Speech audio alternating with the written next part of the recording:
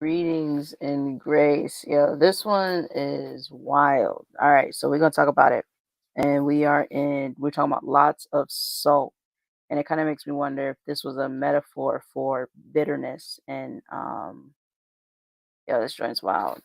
All right. Okay. So this is wait. Genesis chapter 19. Because I read this joint, I'm like, hold on a second. This joint is wild. Because it makes me wonder quite a few things. All right, Sodom and Gomorrah destroyed. Genesis chapter 19. The two angels arrived at Sodom in the evening, and Lot was sitting in the gateway of the city. When he saw them, he got up to meet them and bowed down with his face to the ground. My lords, he said, please turn aside to your servant's house. You can wash your feet and spend the night, and then go your way early in the morning. No, they answered. We will spend the night in the square. But he insisted so strongly that they did go with him and entered his house. He prepared a meal for them, baking bread without yeast, and they ate. Before they had gone to bed, all the men from every part of the city of Sodom, both young and old, surrounded the house. They called to Lot, where are the men who came to you tonight? Bring them out to us so we can have sex with them. Lot went outside to meet them and shut the door behind him and said, no, my friends, do not do this wicked thing. Look, I have two daughters who have never slept with a man. Let me bring them out to you, and you can do what you like with them. But don't do anything to these men, for they have come under my protection of my roof for they have come under the protection of my roof. Get out of our way, they replied. This fellow came here as a foreigner, and now he wants to play the judge.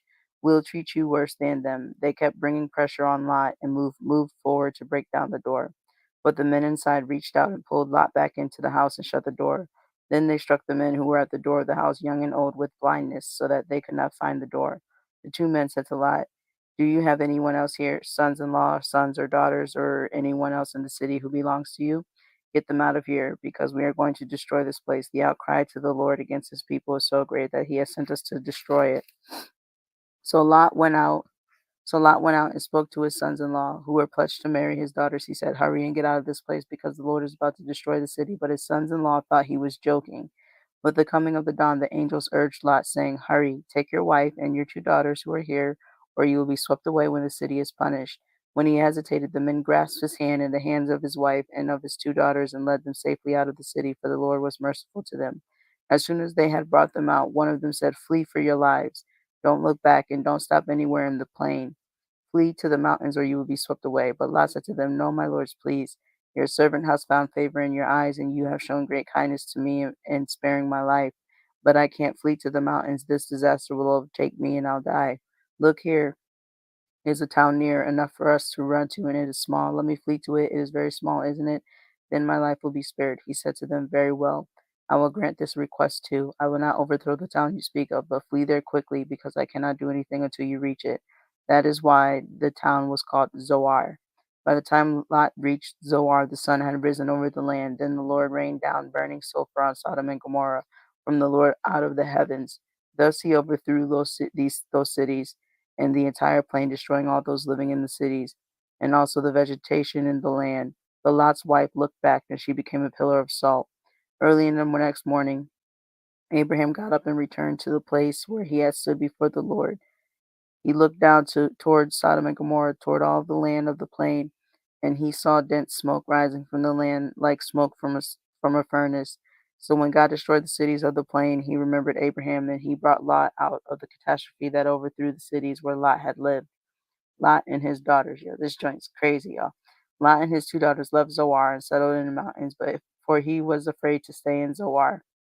He and his two daughters lived in the cave. One day the older daughter said to the younger, our father is old and there is no man around to give us children, as in the custom all over the earth. Let's get our father to drink wine and then sleep with him and preserve our family line through our father. That night they got their father to drink wine, and the older daughter went in and slept with him. He was not aware of it when she lay down or when she got up. The next day the older daughter said to the younger, last night I slept with my father. Let's get him to drink wine again tonight, and you go in and sleep with him so we can preserve our family line through our father. So they got the father to drink wine that night also, and the younger daughter went in and slept with him. Again, he was not aware of it when she lay down or when she got up. So both of Lot's daughters became pregnant by their father. The older daughter had a son, and she named him Moab. He is the father of the Moabites today. The younger daughter also had a son, and she named him Ben-Ami, and he is the father of the Ammonites today. That's crazy. There's so much to talk about this, to talk about concerning this, you know what I'm saying? There's, of course, a whole bunch of controversy and everything like that. A lot of people aren't always ready to have, a conversation. And even outside of spirituality, and a lot of people aren't really ready to have different conversations. But yo, this joint is wild.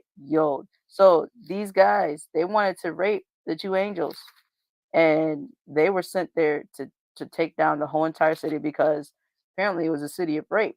But why the heck was their father? First of all, their father was like, "You could take my daughters." They have never slept with a man, but apparently they had fiancés. But then later on, saying because his wife did not listen, she over here looking back, so she turned to a pillar of salt. Now I'm not sure if it's actual literal salt or if she just became bitter and then ended up dying. I don't know. But then so this joint was wild because there's the whole thing is about rape. First, homosexual rape. Then it's the father saying, "Hey, you can actually go ahead and rape my daughters." And then their daughters ended up raping him, their father. Yo, this joint is why, yo, oh my God. Yeah, that's some scary stuff. That's some wild stuff. But it makes me wonder if the Ammonites and the Moabites, um, if they are a lineage that was supposed to be destroyed out of the kings, you know what I'm saying? And so I'm definitely gonna, continuously keep going and looking and learning more because, yo, that's crazy. So yeah, don't sabotage. Don't do stuff like that, man. Yo, consent matters. You know what I'm saying? But yo,